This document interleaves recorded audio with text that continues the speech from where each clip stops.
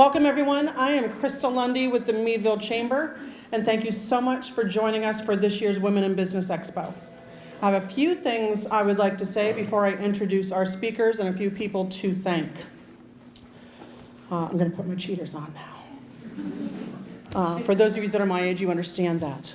But ladies, look to your left. Look to your right, behind you, and in front of you. What do you see? Incredible women. We are here, women supporting other women. I see an incredible and diverse group of women.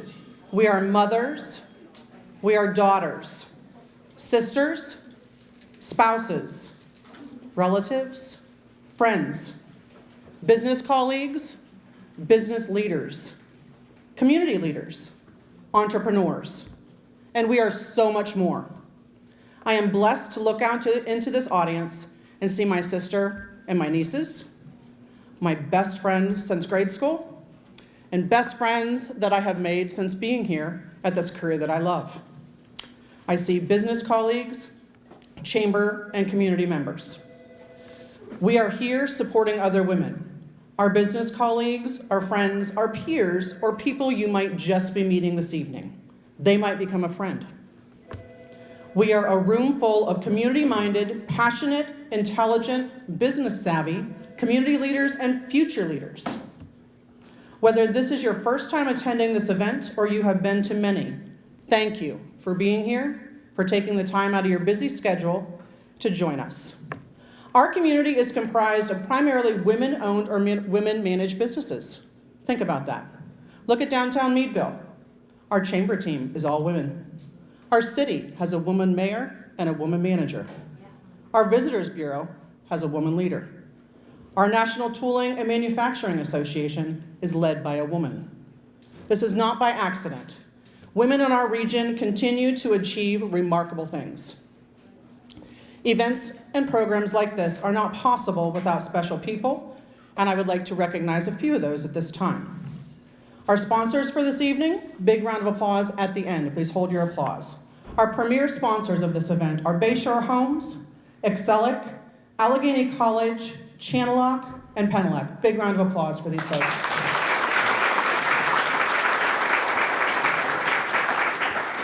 We have inspiration sponsors, Accutech Precision Aerospace, Armstrong, Gatehouse Winery, Homestead Senior Care, St. James Haven. Our spirit sponsors, Anchor Performance Clinic, Blue Canopy Marketing, Erie Bank, GG&C Bus Company, Kinetic by Windstream, Landmark Mortgage, Northern Pennsylvania Regional College, and Northwestern REC, TNT Coverage Connection, and Vision Source of Meadville. And big thank you to our dessert sponsor, Finney's Chocolate Shop. There's chocolate on everyone's seat. So big round of applause for all these folks.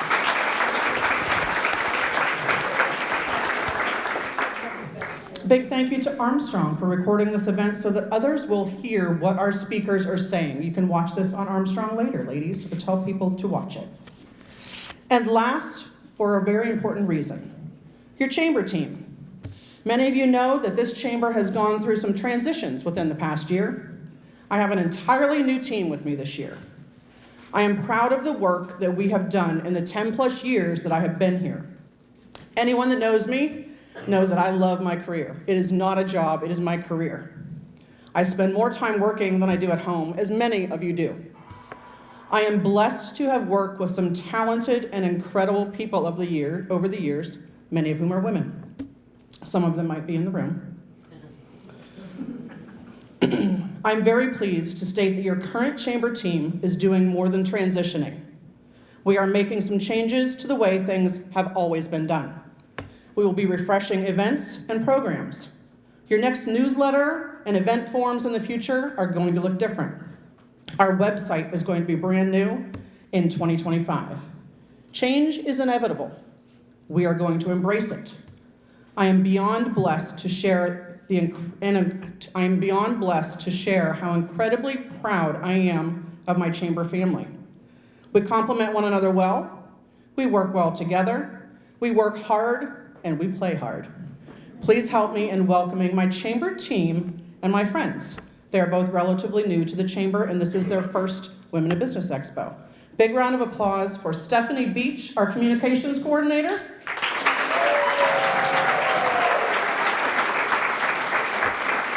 And Julie Panchura, our new marketing coordinator.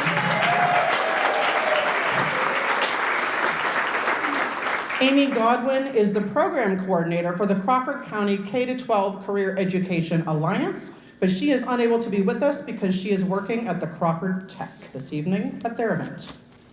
And now, without further ado, I don't need my cheaters for this, I printed it big. Lisa Pustelak is our first speaker. She is the Culture Development Manager at NWIRC, Northwest Industrial Resource Center. She has over 25 years experience working with companies helping people develop their potential. Can you imagine a job like that? You help people develop their potential. What a great thing to do.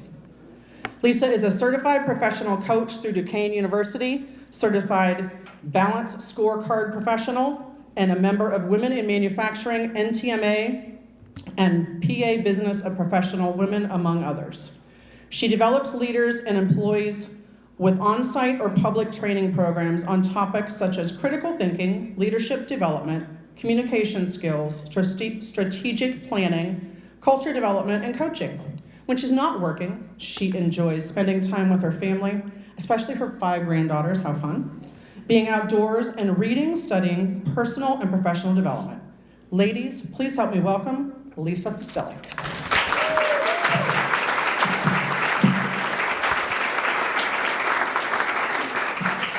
See if I can get away without holding this. Can you hear me in the back? Everybody good? Yeah. No? I see a no. I'll take it out.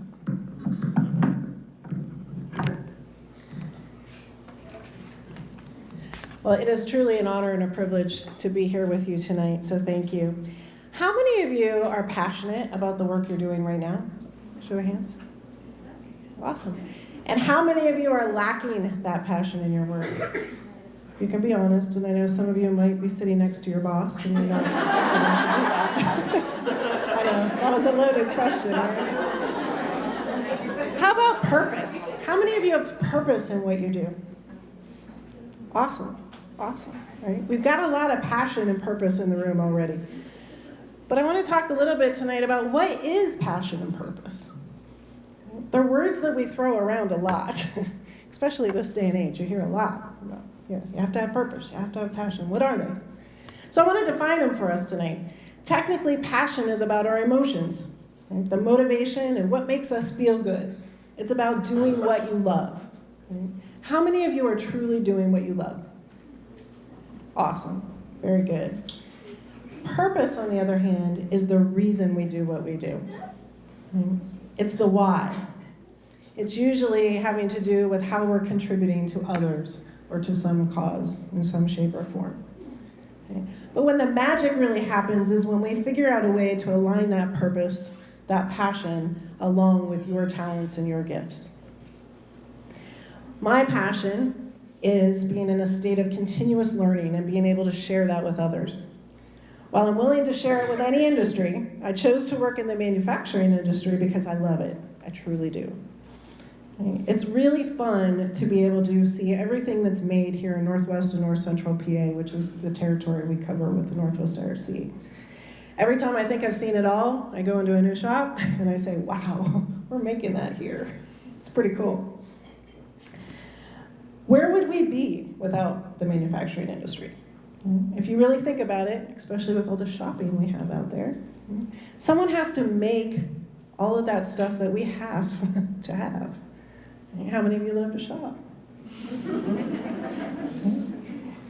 Someone has to make it, right? Let alone how this industry impacts our communities with the jobs and the economy overall. It really truly is an industry that's easy for me to get passionate about. My purpose is to inspire people to create positive, intentional change for themselves and to help as many people as possible realize, and that includes each and every one of you, that you have more potential than you even realize. And that doesn't matter what your role is right now. Some of you think you're doing everything you can, and I know it's a hard thing to think about, but you can do more. It's a matter of making sure that you're doing what is going to benefit you the most. I truly believe that everything happens for a reason. And I find it a little ironic, even though I believe that this week I had an opportunity to help my mentor, who was the one over 30 years ago that helped me find my purpose. Being able to give back and contribute to those I am fortunate to cross paths with came from my friend Rosemary. She really found a way to help me build my confidence in myself a long time ago. And with that, I'm very, very aware of how blessed I am to be able to do what I love and contribute to an industry that serves us all. We certainly don't all land where we think we dream of, where we dreamed of as a child. Right? Truthfully, how many of you are doing today in your role, in your career, what you thought you would be doing as a child? I have a handful. Very good. There are some that do, right? We've got a handful here in the room. There's always exceptions. And actually, some of you probably know my daughters, but my oldest daughter is one of those exceptions. She wanted to be a veterinarian since she was in the 4th grade. And today she owns 4 veterinarian clinics. Thank you. Thank you. Thank you. Make sure you clap for the younger one, too. If somebody knows her, we'll tell her. Thank you, Megan. My younger daughter, however, took a little longer to figure out what she wanted to do when she grew up. Some of you might be able to relate. She had to get out there and experience different things to see what kind of work was going to give her any kind of purpose and passion. While it took her a little bit longer, I do think she's finally landed in a business where she can not only enjoy her work, but fulfill her passion of learning, right? And most importantly, giving her the flexibility for her true life's purpose and passion, which for her is really to be a wife and a mother. So it's not always black and white. Sometimes we have to try a few things, we have to figure it out to really be able to fulfill purpose and passion for ourselves. Some of it comes natural to us, right? But for most of us, it's not a straight path. There's lots of curves, there's lots of windy hills, right? And there's some roadblocks and some detours in there too. I've been one of those too, like many of you that have had to figure it out as we go. My original plan was to become a CPA, even after getting married very young and starting a family very young. I took my business school certificate in accounting and got my first real job in an accounting department with a manufacturer. After I had my second daughter, I decided that I'd stay home and I'd babysit for some extra money. That did not go well. I gave up that original dream of being a CPA when I started to sell Avon. I was babysitting. I knew pretty quickly that wasn't going to go well for me. I didn't have the patience. Loved my children. I love children in general, but that wasn't happening. I decided I was going to sell Avon just to get out of the house for some adult conversation and make a little extra money. And that's when I met my mentor, Rosemary, that I mentioned a little bit earlier. Rosemary sat at my kitchen table, and I can picture this like I was yesterday. I was in my early 20s, and it was complete chaos in my house. Children running, crying, dirty diapers, the whole 9 yards. And she's trying to sit there and tell me how I was going to sell Avon. I'm like, yeah, right, you're crazy. And literally in the last couple of days, we just had this conversation, and we're able to reminisce about that day back in Corey, Pennsylvania, when I started to sell Avon. And she really changed my life. Right? She made me realize that what I thought was my purpose and passion really wasn't. Rosemary helped me realize that I had potential, that I had confidence to do things that I didn't think were possible. So I realized pretty quickly that I enjoyed being around people, and I was pretty good at talking to people, and I liked sales. It was a little different than being a CPA. Nothing against CPAs by any means. But that passion for people took me from being an Avon manager to an outside sales job at Cellular One. And I know I'm dating myself, but I stayed at Cellular One for 14 years, which of course most of you know became AT&T. And that was where I found my purpose of helping people through training and speaking. Never in a million years as a young adult would I think I would be up here in front of all of you today. Would have never happened. Okay? My purpose, though, came easy as being able to introduce people and all kinds of businesses to the latest and greatest of the cellular technologies. Yes, that was before it was a commodity. I might have sold bag phones and install phones back in the day. Some of you in the room, I probably met you that way. The Crawford County Fair, schlepping phones. Did a lot. But I was in the right place at the right time, and it was a ton of fun. As the industry grew and changed, though, it no longer served my purpose. and my passion for the industry was quickly declining. So I jumped off a huge cliff and I started my own business, which was what allowed me to follow my love of learning and sharing what I learned with others, which is what I love to do the most. Working that business is what led me here to the IRC, where I continue to do what I love, and I get to do it with a great team, and I continue to follow my passion of the manufacturing industries. I do have a few of my team here, so thank you for coming. I appreciate it. Did I ever see myself working for a not-for-profit doing what I do today? Absolutely not. I didn't even know it existed 10 years ago. Never knew this was even here. Right? So sometimes purpose and passion finds us, and sometimes we go looking for it.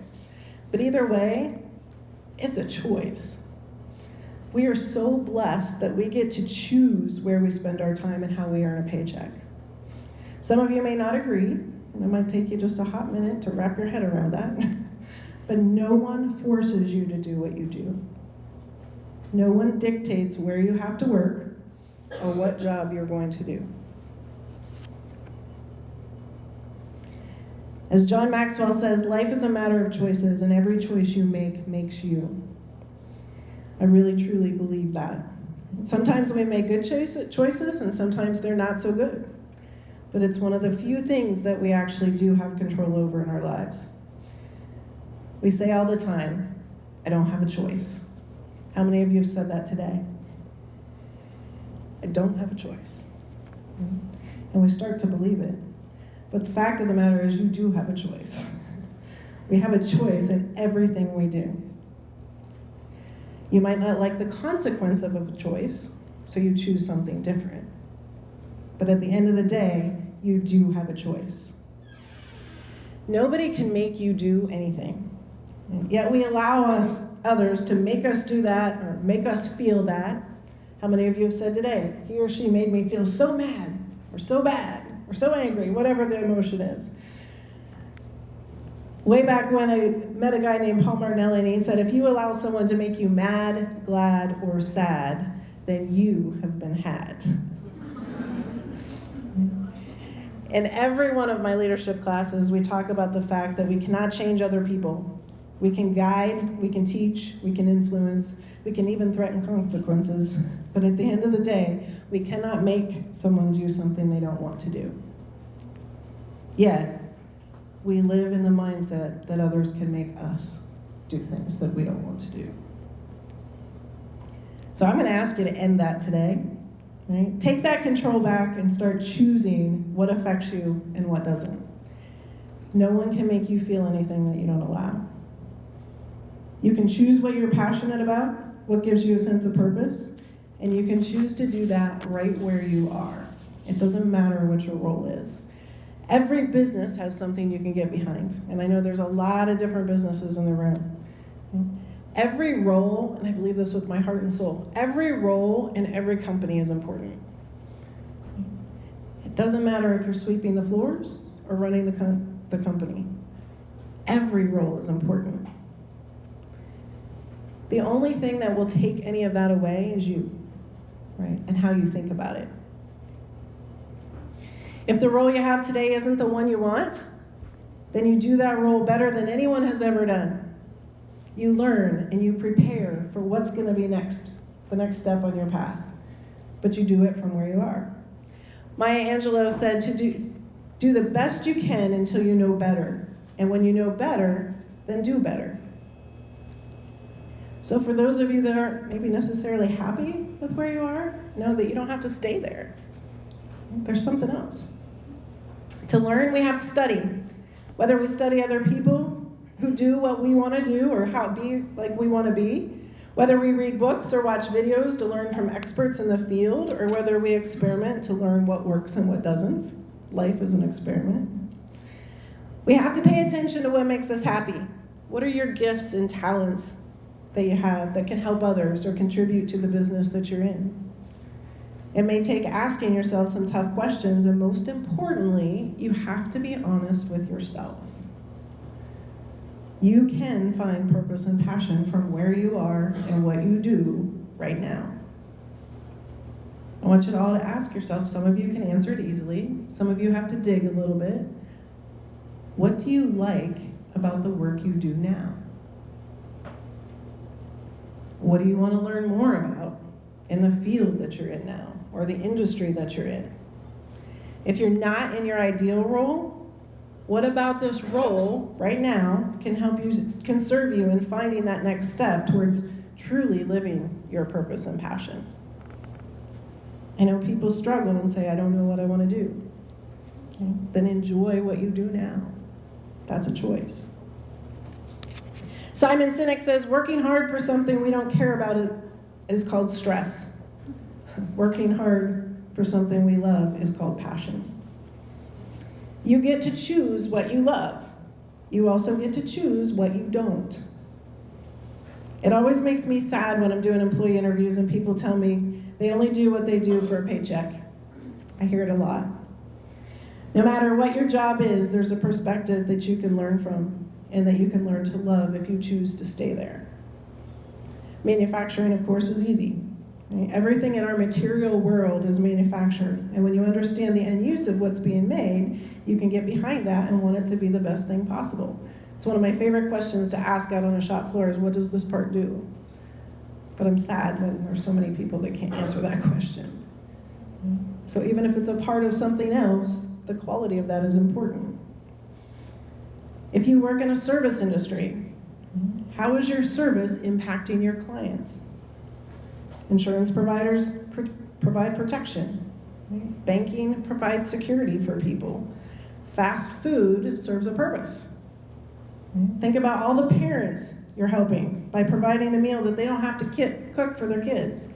Think about that business person that's been going all day long and is starving, and you're putting something in their stomach so they can keep going. Every business out there has a purpose and something to give. All of you out there as vendors have something to give. Some products are easier than others to understand, but no matter what it is, there's purpose and passion there. You have to ask yourself, how can you get behind that and apply your gifts to make it better? So no matter where you work or no matter what you do, what's the vision of your business? How can you get behind that? If it doesn't come naturally to you, then choose. Make a choice and choose to get behind it, at least for now, until you figure out where you want to go next.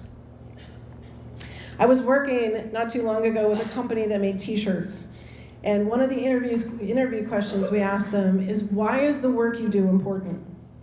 This was a really small company, and of course, most people being interviewed said, I have no idea, t-shirts really aren't that important. But one of those people had purpose and passion. Their answer was, most of the t-shirts we make are for fundraisers, and it's important because the people benefiting from those fundraisers need the help. Our t-shirts provide financial support to those in need. Yeah, I was impressed too. And I have to note here, that was not the owner of the company that said that. It was one of the employees. So no matter what kind of business you're in, no matter what role you currently fill, there's an opportunity to find purpose and passion in what you're doing. For some of us, it comes natural, right? And we've landed where we are and we're happy. But for others, we have to work at it. We have to make those choices. We have to look at where we're at. I've chosen to be here, and I choose to have purpose and passion in what I do today till I figure out what I'm going to do tomorrow. My goal is always to give you something to think about. So tonight, my friends, I want you to think about where you are today in this journey called life. What makes you happy? Where can you contribute? If you're right where you want to be, fantastic. What's the next level for you? If you're not where you want to be, how can you embrace where you are to prepare for what's next? I truly believe that having purpose and passion in the workplace is a choice. You can choose to love your work, or you can choose to hate it. It's up to you. I have found that life is much easier and more enjoyable when we look for the things that we like and focus on the things that we do want versus wasting all of our precious time and energy on the things that we don't like or the things that we don't want. So when you choose to find purpose and passion in what you do, you can be proud of the work you do, the person you are, and the difference you make. I want to thank you all for giving me the opportunity to be here with you tonight. I want you to go out and make your world, make a difference in your world. Thank you.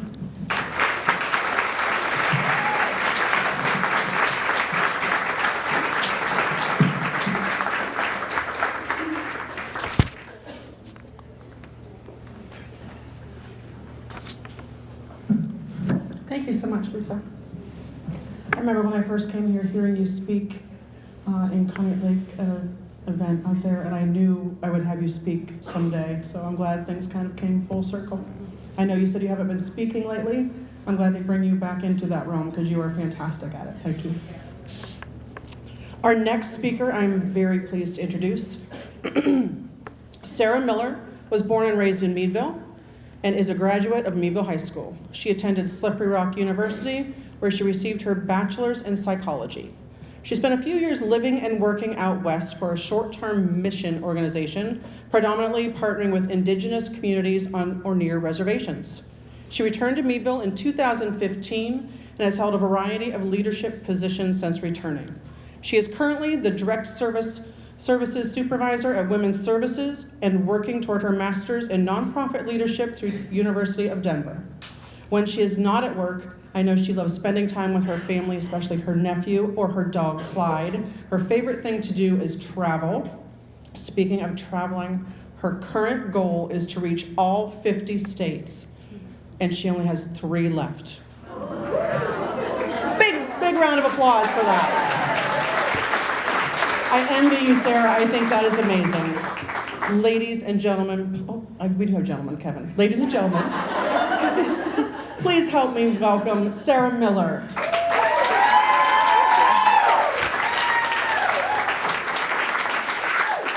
I've never had someone give such reaction to me almost reaching a goal. Like, okay, still have 3 left. Clap when I get 50. I am so excited to be here tonight, and it's really cool to look out and see family, and see BPW sisters, and see friends, and see people that have been mentors to me through this process. So really big thank you to Krista and the Chamber for giving me this platform, and even letting me do this. So thank you. I know one of my favorite quotes, and I use this a lot in opening, is from Brene Brown. She says, maybe stories are just data with a soul. And that has always struck me. So I think I learn best through story. I think I learn best when people share their stories. So that's what I'm gonna do tonight. I'm just gonna share some of my stories, and I hope that they resonate with you, or that you can kind of relate in some way. And I know this may be hard for you to believe because I'm standing in front of you tonight, and a lot of you have seen me at trainings or other chamber events or other speaking engagements, but I have severe social anxiety. Yeah. It was really challenging for me as a kid. Like, the world was terrifying. Anytime I was in a new place or around new people, I would have these huge, what I now realize were panic attacks. But as a child, I just could not stop crying. I couldn't adjust to the environment I was in. And the two that stick out with me the most, and it's wild that these are such vivid memories because I was like 5, but my very first soccer practice and the very first birthday party that I was invited to by a classmate. See, my first soccer practice, we got to the fields on Town Line Road. I'm sure many of you have been there. I was overwhelmed. There's so many people, it's so big, and I don't know these kids, and I could not stop crying. My coach was Mr. Ron Kilburn. He took my hand, and he walked me around the field, and he just kind of explained what everything was, what his job was, why those other kids over there were doing something else, and just kind of let me get adjusted. So I'm really thankful for Mr. Kilburn and how he kind of eased me into that situation, but that was really hard. Same thing with the birthday party. I was in kindergarten, and I got invited to a classmate's birthday party, but I didn't know that they were a twin. And so the twin was in another class, and And so their whole class got invited. So when I walked in, not only are there twice as many kids as I thought there were going to be, I don't know half of them. Meltdown. My amazing father, who again, most of you know, stayed with me. Never left. Supposed to drop me off, but he just hung out. And I kind of just hid behind him the whole time while everyone else played. So I've really come a long way since then.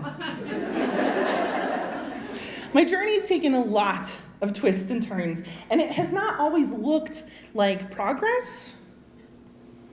But that's what I want to challenge tonight. So there's two thoughts that for myself I want to challenge, and I invite you to also challenge these. The first being that change happens in leaps and bounds. Now I know in my bones that is not true. But that has never seemed to change my expectation that change is going to happen in leaps and bounds. The second thought is that wins are more valuable than losses. I think both have their place, but I also think there's a healthy way to approach failure, or what we might label as like a step back. So for me, that's what I'm challenging. Last week is the week I hit state 47, so. Yeah! I knew they were gonna clap for that. My dog and I went camping, and let's be real, we went glamping. It was very nice. But on the way home, we stopped in Seneca Falls, New York, and there is the Women's Rights National Historical Park. It's only about 4 hours from here. If you have not been, highly, highly, highly, highly recommend it. There's an amazing museum. There's a lot of different buildings to go in. But the Wesleyan Chapel is still standing. It's a part of the historical park. And the Wesleyan Chapel is where 100 women and men, just like you, Kevin, gathered in July of 1848, and they signed their support to the Declaration of Sentiments. And this was a huge long list of all the things that women wanted that men had easy access to. Things like the right to vote, equal educational opportunity. They wanted property ownership, financial freedom. They wanted custody of their own children, along with lots of other things. While I was sitting in the chapel, there was a park ranger who spoke on the history of the convention, some of the events that happened, kind of how we got where we are. Obviously, the most famous of those events was the ratification of the 19th Amendment, which is way back August 18th, 1920. It's the amendment that gave women the right to vote. A woman sitting in the crowd with me in the chapel asked the park ranger, "What do you think is going to happen in our near future that might be a big event like the 19th Amendment? Like, what do you foresee happening?" And his answer stuck with me so much. And he said, "You know what, from where we stand, looking back on history, it's really easy to say, that is the moment. That was the big win, or that's the thing that changed everything." But that's not really reality. There were all these little steps, little wins, little things that had to happen for something like the 19th Amendment to happen. So we're living in those little steps right now. So it's kind of hard to predict, like, oh, historians are going to look at that thing, because those little things are always happening. The little things he talked about were Wyoming was the first territory to pass a suffrage law, way back in 1869. Go Wyoming. The National American Women's Suffrage Association was formed.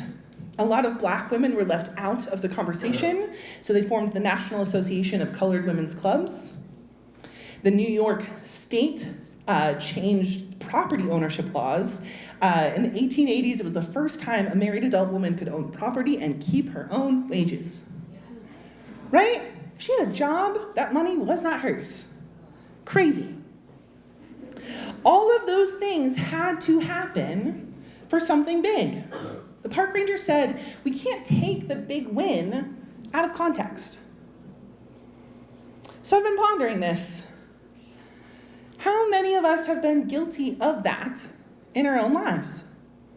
We see the big wins, we celebrate, but we don't necessarily honor all of the steps it took to get there. Like me speaking before you today. It did not happen overnight.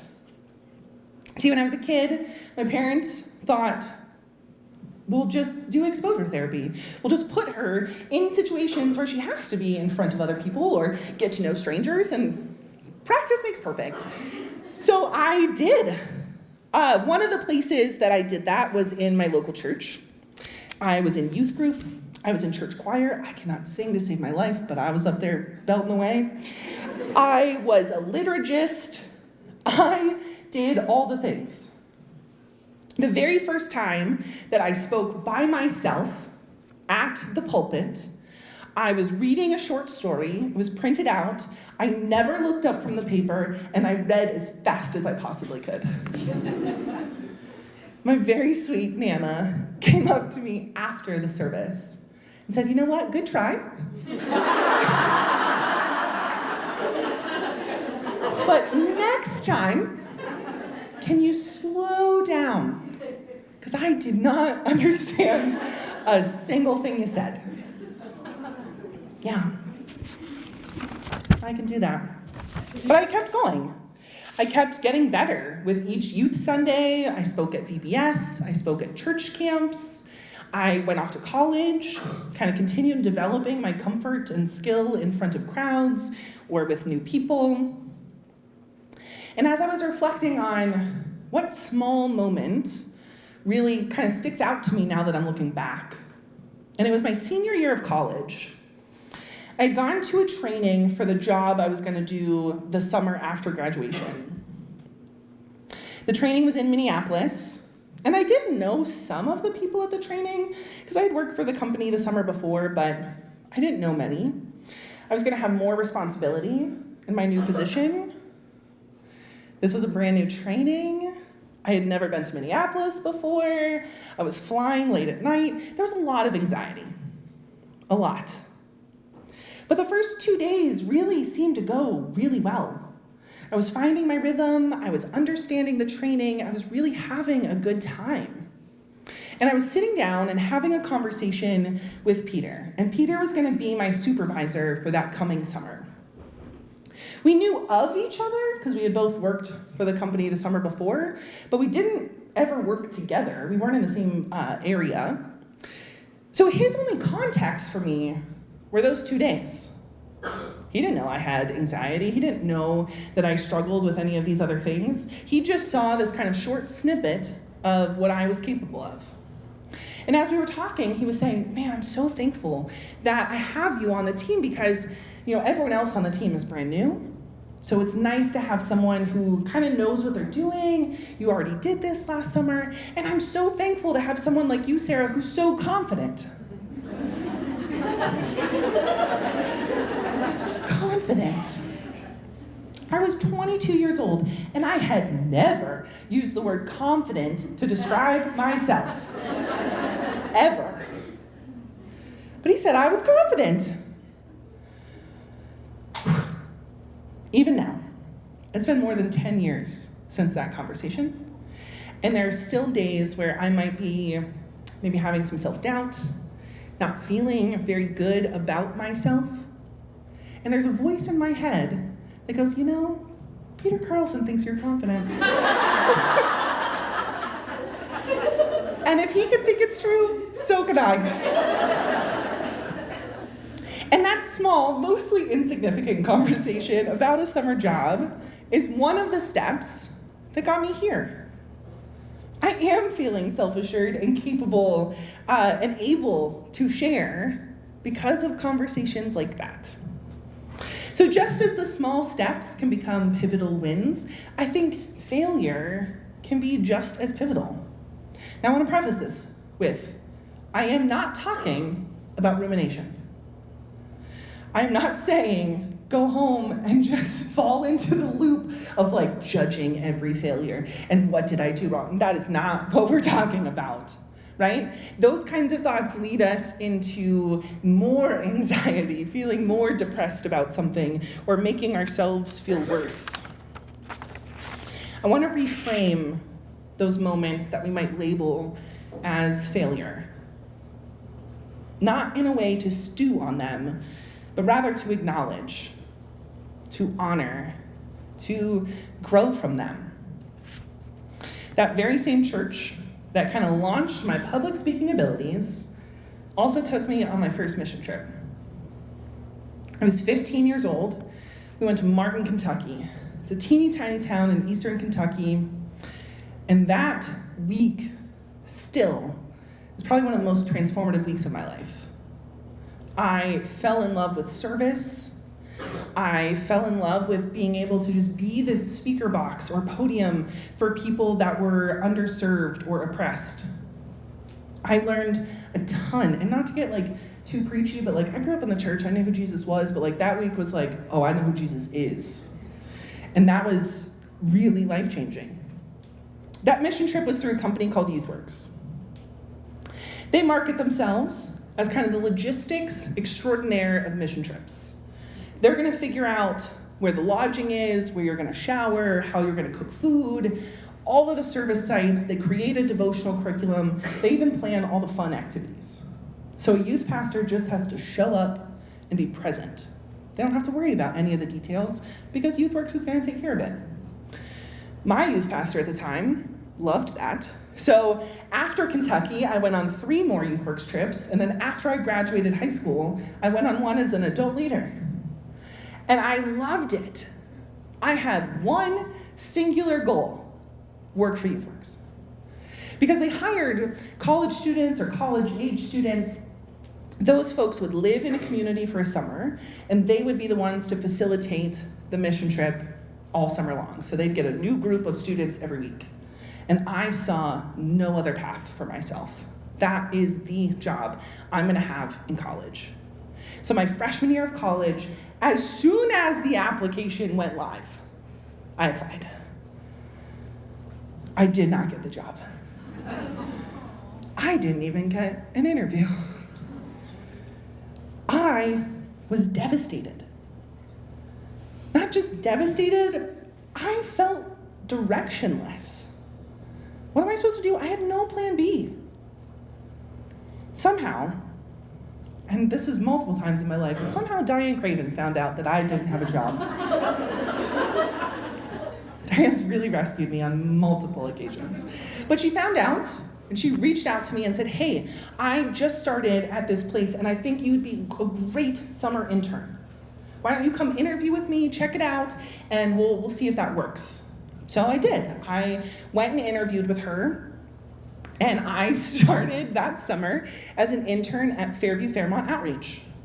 Fairview Fairmont is a Section 8 apartment complex here in Meadville. It's originally built by Stone United Methodist and First Presbyterian, so they have an outreach community center in the neighborhood. I had a blast. I spent that summer taking kids to Pirates games and seeing their whole face light up the first time they ever saw a Pittsburgh skyline. I got to play bingo with people. I got to deliver senior food boxes and just hang out with people that often didn't have anyone checking in on them. I loved it so much I came back the next summer after my sophomore year and did it again. But I am nothing if not tenacious. And I thought, you know what? YouthWorks is not done. We're trying again. So I reapplied my junior year of college, and that time, honestly, mostly because of the experience I had with Diane at the outreach, I did get the job.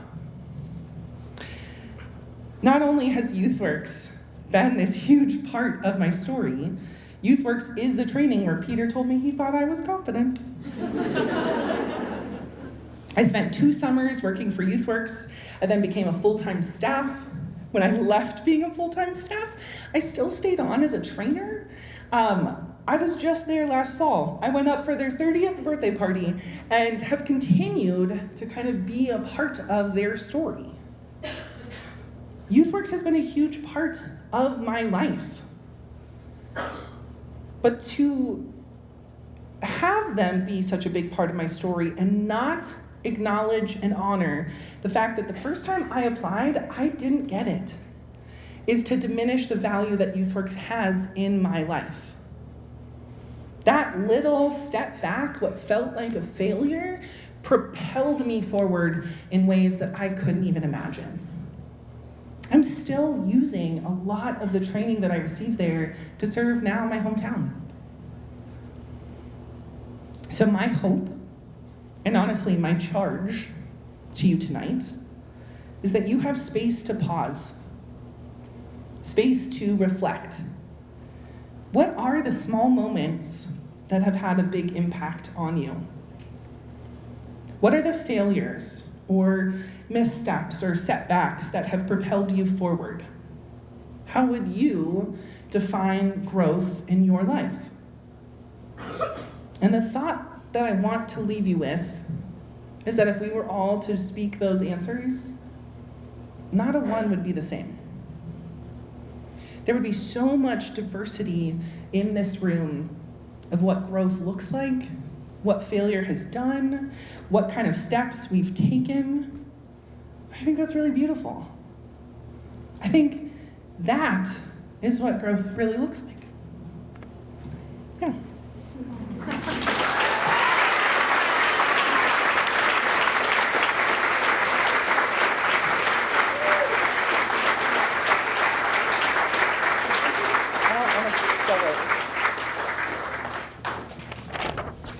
I have to comment from something that Sarah said at lunch.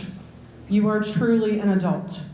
Okay, and those that were at lunch will understand, but parent to parent, where's Linda? You have to be so incredibly proud, my friend. Oh, please, once again, thank you so much for being here for this signature event that we have. If you are part of our Chamber Business Women's Roundtable group that meets once a month, please raise your hand. This is an amazing group of women. We meet the fourth Monday of every month at a different chamber member business. Please join us. Look in your newsletters for the next couple that we are having. If you would like to host one in 2025, please reach out to the chamber. And I think we are about through. Go back out and check out those vendors. Pick up your items that you won, get your tickets, and have a safe drive home. Thank you so much, everyone.